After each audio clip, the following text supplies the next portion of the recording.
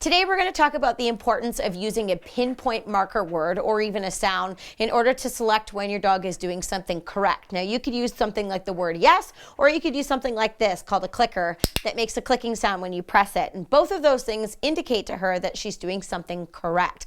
Now with using those pinpoint words, I'm going to teach Funky a new behavior today to show you how all this process works. This is Funky Monkey. I'm Kale. Welcome back to McCann Dogs.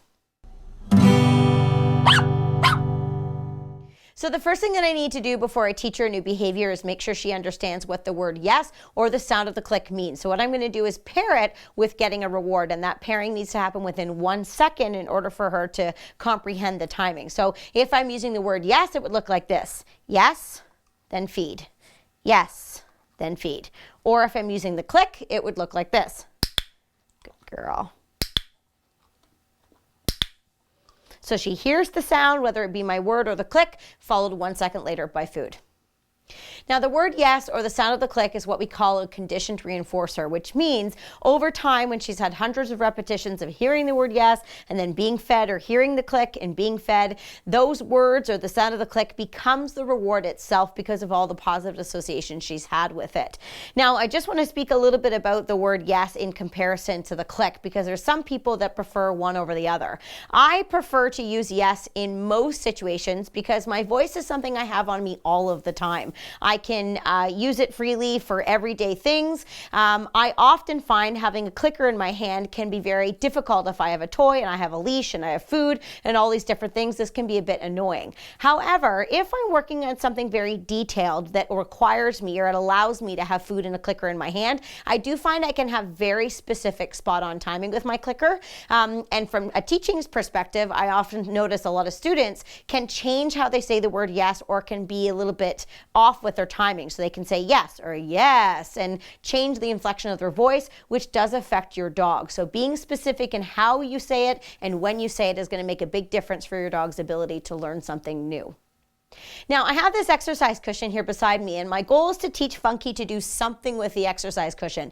Now she knows to get on top of it, but she doesn't know how to do a specific behavior because I make her do a whole bunch of them. So I'm going to start off by using the clicker to reinforce her when she's correct, and then as we go forward I'll use the word yes as well, so you have a chance to see how both things work. So the method I'm going to be using today to teach her something new is the method of shaping, and we have a video on shaping and we'll make sure that we post that link below so that if you're not sure about how that works, we'll be able to show you in that video. So I have a bit of food here. I have my clicker ready. What I'm going to do is just sort of turn my attention to the cushion, and anything that Funky does in relationship to the cushion, I'm going to yes and reward her for, and I'm going to make sure I feed her somewhere near the cushion to make sure she's thinking about it.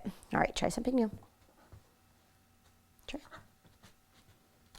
Good. So she touched the cushion and I can reward her for that. Okay, try again.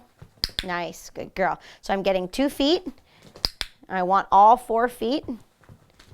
Almost. Good girl. Okay, try again. Nice. Almost. There. I can't see if that last one's up.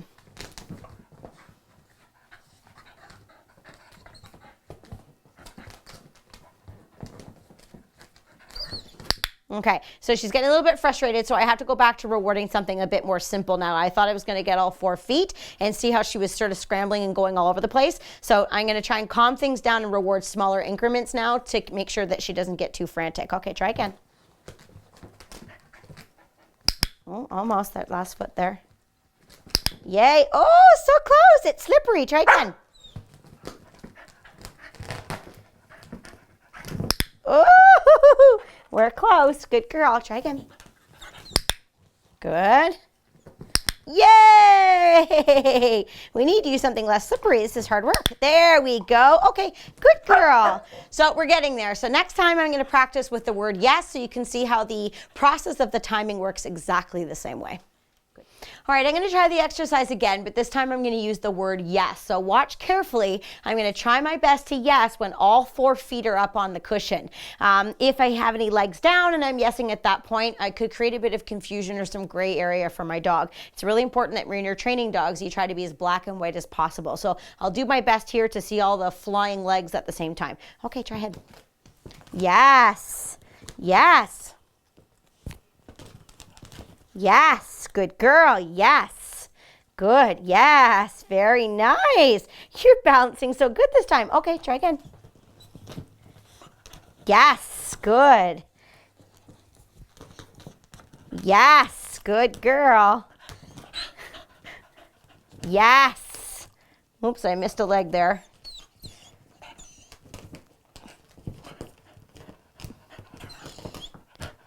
Try again. Yes, good girl. Yes, good. Yes, and see how I'm feeding her in a way that's helping her stay on the cushion? You are so good. Okay.